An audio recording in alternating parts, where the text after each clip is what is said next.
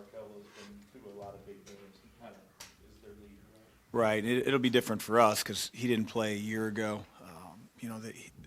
He's the focal point of so much of what they do. He gets in the lane, and obviously he's one of the best assist men in the league and really dynamic playmaker that I think sets up other guys for shots. But, Kevin does a really good job of allowing these guys to play with a lot of freedom on offense. They got one of the best offenses in the entire country, and I think it really starts with Marquel.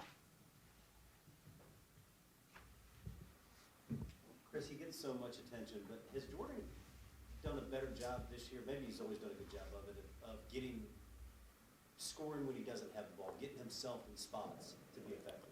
I think he's gotten better in that area.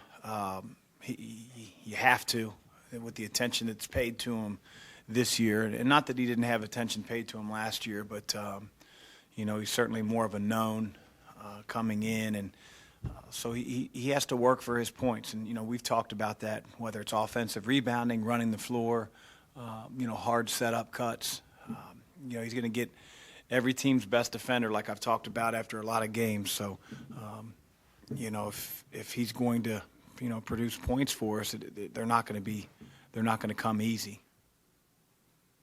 Have you seen the scouting reports on you guys change a little bit since other guys have stepped up and shown their ability to score? I haven't seen other teams' scouting reports, so I wouldn't be able to answer that. But I think the nice thing is when you have a team that has several guys that are capable of having a really good night on offense, it makes the challenge greater for the opponent. We've played a lot of teams like that as well. So, I know how we feel going into a game where, they've got an inside attack. They've got a couple guys in the perimeter that can hurt you. They push the ball. So, and that's the type of challenge, quite honestly, we have tomorrow.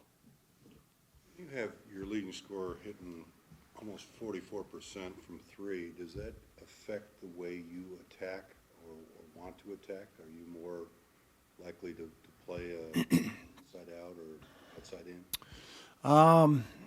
I think that our philosophy is always to try to get the ball in the lane, no matter what guys are shooting percentage-wise for our team, because I think that's the way that you open up the best shots for everybody on your team, and so whether it's posting up Steve or diving Malik to the rim or getting Dwayne Sutton to play downhill and creating driving opportunities that result in kick-out threes. I think that's when you converge the defense is when you get the ball in the lane. So that's really the focal point that we usually have for offense every single year. Has that changed as David has emerged as a guy who can penetrate? Well, David's really good at getting into the lane. I think Darius is really good at getting to the lane, but David has great size, and I've talked about his ability to sort of see plays develop. And so, yeah, it's a challenge, and David has great size to finish in the lane, as I think, you guys have seen. He puts his shoulder on people and gets 3 and 4 foot shots because, he's one-on-one at times in there. And when he's one-on-two, he generally tries to make the right play. And, again, he's learning. I mean, he gets in there sometimes and takes a tough shot or a bad shot, maybe early into the clock, where he turns the ball over. But, those mistakes, I think, are going to disappear over time. Is his offensive rebounding length and size, or what is it? Because he has a knack to get. He really does. He has a knack. I think, you look at his dimensions. He's 6'5", a couple hundred pounds. He's got long arms. He's athletic. And then he doesn't have necessarily an opponent who's used to blocking him out. Most point guards get back when the shot goes up. And just glad that we made the right decision early on. I've never sent a point guard to the glass. Even when I had Edmund Sumner at Xavier, we asked him to get back. Samaje Christian, 6'4", athletic. Both guys have played in the NBA. We asked him to get back. And so that was I don't want to say a tough decision, but it was a debated decision. And, he really helps us on the offensive glass, as you can see. Expanded, and he's getting more and more minutes. Is there a reason he's not starting? No, I mean, I think that it really, to me, doesn't matter who starts. I mean, if that excites people, great. It's who finishes. You know, it's who plays the majority of the minutes. And, you know, I think we had a good thing going, haven't lost. So if I feel like there's a way to make our team better, then I'll do that. But, you know, right now I think that we're playing at a really good level. And, you know, it's nice to have experience on the floor when you start a game.